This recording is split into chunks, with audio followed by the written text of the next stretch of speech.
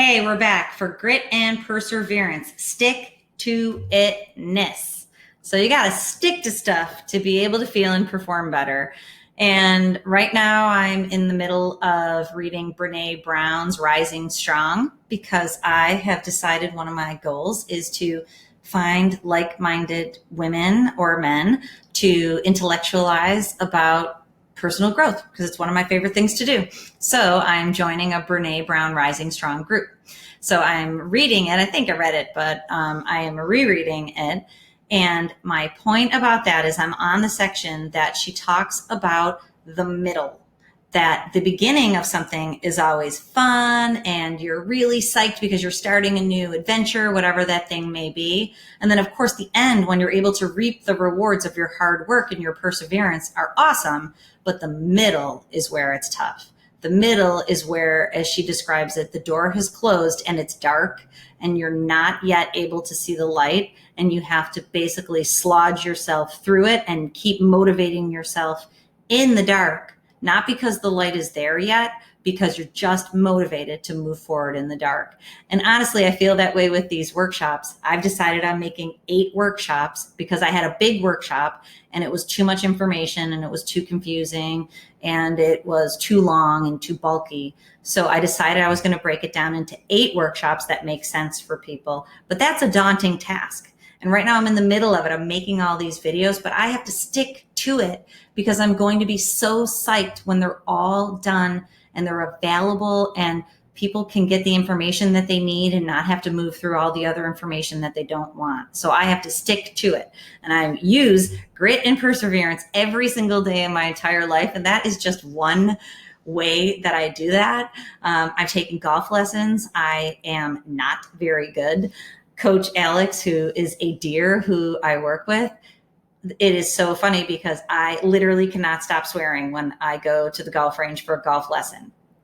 Swear words fly out of this mouth, and I hardly ever swear, but I hit the ball and I go, shh, and I'm like, oh my gosh, I can't believe I swore. How unprofessional. And finally I decided I don't have to be professional there because I'm the student. But it takes grit and perseverance to get my fanny back there to do something that's super hard for me. So I just have to keep following through. And that's one of my learn a new skill for my brain, brain health habits. Okay. Grit is courage and resolve. It is a character quality. So a few lessons ago in this module, we talked about, let's start with character. Let's start with some fundamentals that if you just have a character quality that you don't give up on something when you want it, then you will be moving forward and realizing the life that you want. You'll be moving towards authentic happiness. You will be moving towards a calm and focused brain. So grit is the tendency to sustain interest in and effort toward very long-term goals. Making 8 workshops takes a long time, from conceptualization to getting them all recorded, getting them all organized, and getting them out in the world. I need grit to pull that off. When I created my business at Leigh, Brain & Spine, I had never put a business together because I had been a college professor for 20 years. I wanted to bring neurofeedback to the community. That took grit. Every day I had to get up and figure out how I was going to let this community know what we were doing and what we were offering. And it worked because I got up every day with resolve and courage to figure it out. Self-control is the voluntary regulation of behavioral, emotional, and attentional impulses in the presence of momentarily gratifying temptations or diversions. And that's Angela Duckworth. She wrote the book on grit called Grit. You should check it out. Great book. One of the books that's in my Audible and my Kindle. And I've had to use this so many times in my life, and you probably have too. And a way that I remind myself that I have grit so I can use it again is I do a historical dig, is what I call it. I'll dig back in my history and remember when I was in school, there'd be parties going on, but I studied so I could rock out, and I got great grades in school. And I missed some parties. I missed some vacations, but I prioritized my schoolwork. And I've done that in different ways across my lifetime. That is grit, which means I have it in my character to stick to it, and I'm going to stick to it in the future. So it's stick to itness. Character is at least as important as IQ, says Duckworth. So many people, especially my family, whom I'm sure will probably never watch these videos. And once I write my book, I'm halfway through writing my book, or it's not halfway done, but it's in the works.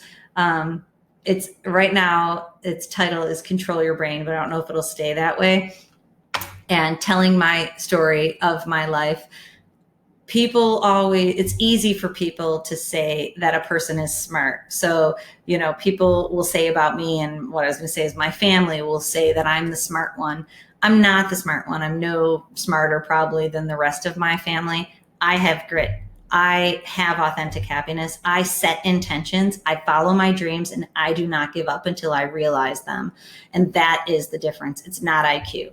It's grit. It's stick-to-itness. It's way more important than IQ. And you know how that goes. If you have a goal, you can achieve it if you keep working towards it. Okay, perseverance is a little different. It's persistence despite difficulty. It's staying power and tenacity. So they definitely go together. You've got to get up every morning with determination if you're going to go to bed with satisfaction. And I already said this to you. At the end of every day, I literally will say to myself, I have a game though I'm playing with myself that I only work 4 hours a day, because old Trish used to work a lot. So now I try to get a lot of work done in a little bit of time. So I'll think to myself, did I work for only 4 or 5 hours today? And the answer is usually yes. Did I, I like to cook organic, healthy meals for my family because that makes me feel good. Did I do that today? Yes. Did I spend time with each one of my kids? Yes. Did I spend time with my hubs in an intimate, intentional way? Yes, I did. Did I exercise? Yes, I did. Did I eat healthy? Yes, I did. Did I read today? Yes, I did. Did I learn something new today? Did I use a new word? Insouciance.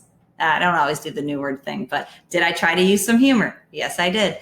At the end of the day, I can look back and go, I was determined to do those things throughout the day, and I did most of them. And then that feels great. I created my day. I didn't just go through it. I created it, and that's what perseverance allows for. Okay, up next, flow. It's my favorite thing to talk about. So meet me in this lesson so I can show you about it. It's awesome.